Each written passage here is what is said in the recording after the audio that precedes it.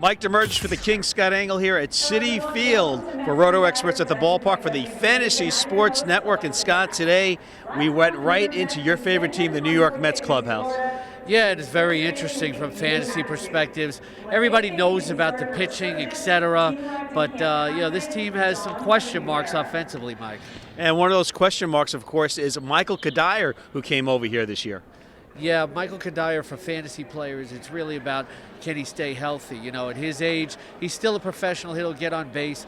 He went for only $4 in the Tout Wars mix auction this year. So pretty much a guy to really fill out the depth in your fantasy outfield, especially in a mixed league, an NL-only league. You really want him to stay healthy. More of an emphasis there in the mono league. But still a professional hitter. And, of course, you talked to him earlier, and he is not spooked by the dimensions of Citi Field, even though they moved the fences in. I don't think it's going to be too much of an adjustment. You still go up there and you got to try and hit a ball with the bat and make sure they throw strikes. So after everything else, after you make contact, you can't control any of it anyway. So you just go out there, you have the same approach, you try and put together good at-bats and let the results fall where they may. Cuddyer hit .332 last year in 49 games, a batting champion in 2013. And Cuddyer joins his buddy from the Virginia Beach, Chesapeake area, David Wright. The two are very excited to be together. Yeah, and for Wright, it's also a matter of staying healthy for him. We've seen it throughout his career.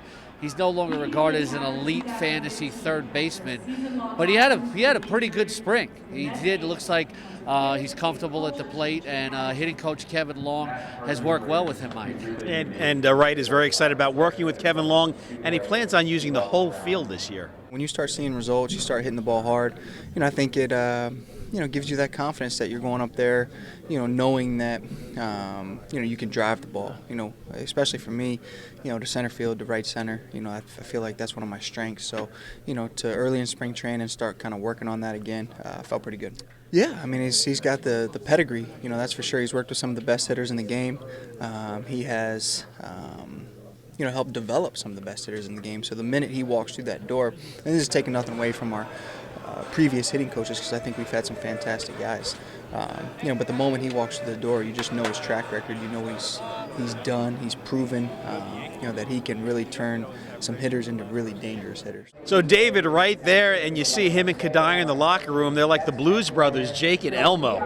Yeah, it's about clubhouse leadership for them and Curtis Granderson. But for fantasy purposes, Wright looked really good this spring. He's swinging a good bat early in the season. Looks like his classic approach. He's trying to drive the ball the other way. We're seeing some power. We're not going to see the kind of power that we saw in his prime, but still a very good fantasy third baseman. Again, it's all about the health. He didn't elect to have the shoulder surgery, but it doesn't look like there's any residual effects now, but I'm not a doctor. And one guy that's certainly happy to have Kevin Long come along, literally, is Curtis Granderson. Now, Granderson, a bit of a change this year, batting leadoff instead of further down the order.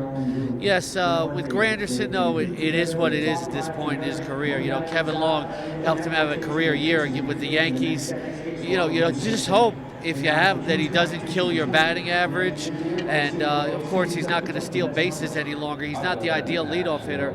I think fantasy players, especially who play in NL-only leagues, want to see Juan Lagares, be the leadoff guy if they have him at all rostered.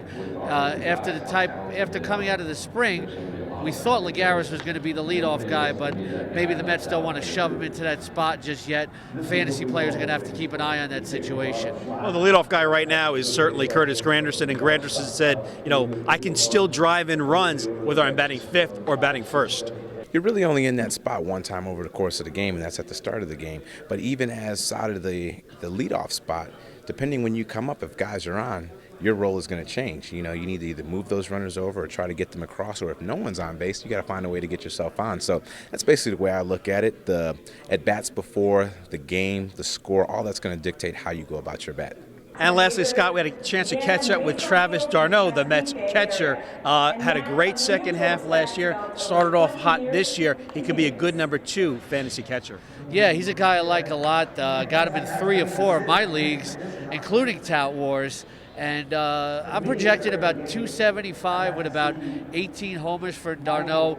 Gained a lot of confidence, ripped it up when he came back from AAA last year. Hit 10 of his 13 home runs after June 24th. Looking a lot more confident at the plate. Didn't have a good spring, but once the regular season lights went on, he started dialing it in at the plate, looking more effective. I like d'Arnaud, and if you know some owner in your fantasy league who's not high on him and you want good catching help and a good value, see what you can do in trade talks. I really like Travis d'Arnaud this year.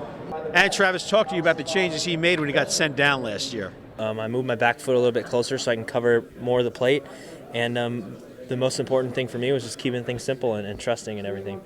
Well, fantasy owners of the New York Mets key players certainly hope Travis d'Arnaud comes through. Yes, he's a good number two catcher. Don't make me hit you with a freaking Louisville slugger. He's the King. Scott Engel for RotoExperts at the Ballpark. I'm Mike Damergis for the Fantasy Sports Network. $1 million.